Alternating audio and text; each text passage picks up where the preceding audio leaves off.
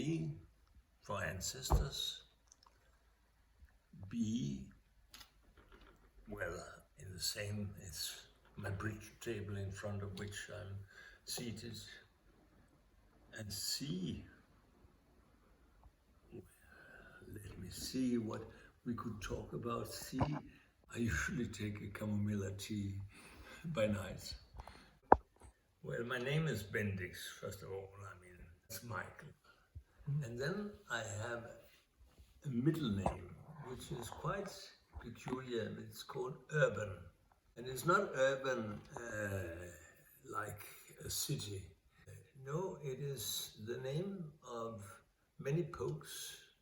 My sister, who was called Pia, and you know that Pius is also the name of many popes, and Pia is in many ways the word for devoted.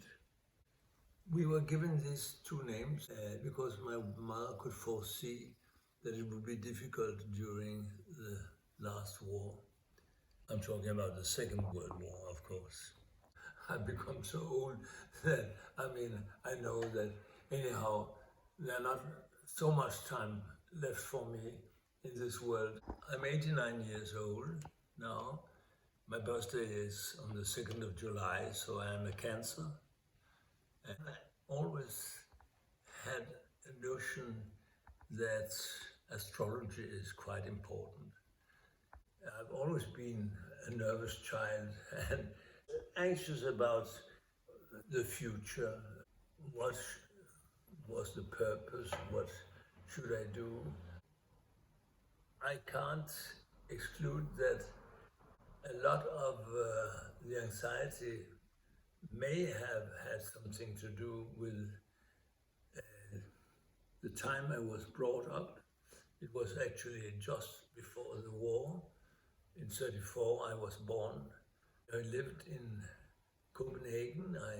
My mother was very often not too well with her nervous system. We found out later on she was suffering of mania depression. And the way one treated this illness at that time was you gave people electroshocks.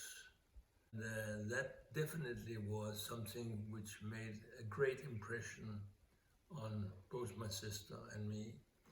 Not only when my mother came back from such treatment, but also when we visited her at hospitals together with my father immediately after she had been treated.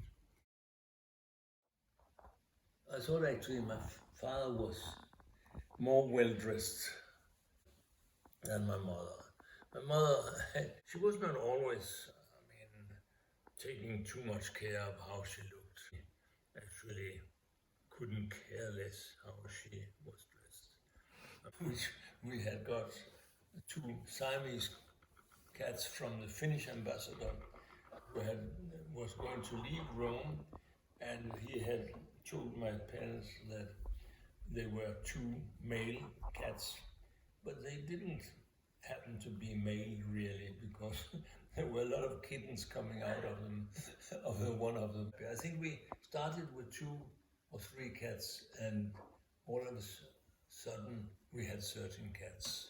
During the war, we had difficulties, my parents, living in Italy, to get means to buy the most necessary thing.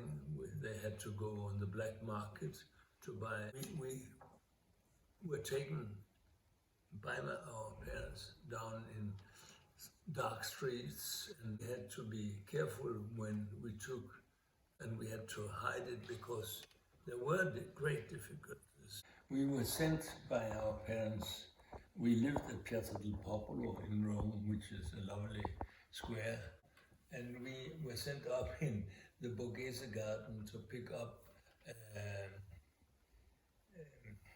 pine cones, so we could have something to put into our chimney where we could cook our potatoes, because we didn't have much more than potatoes.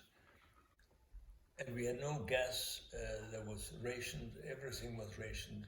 My mother came into the room at a certain time when the potatoes were almost ready and asked, "What would you like to eat tonight?"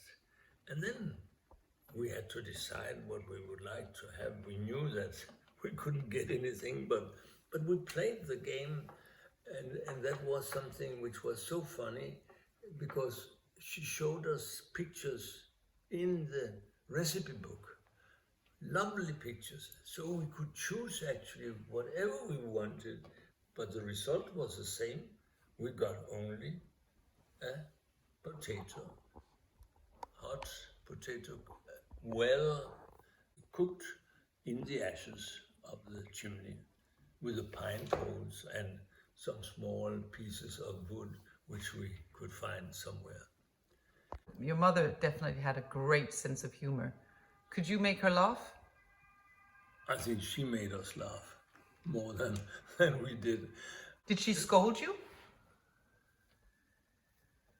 Yes, if we were not enough aware of there was not enough food and so on, if we didn't finish our dish, even if it was a potato or two potatoes only.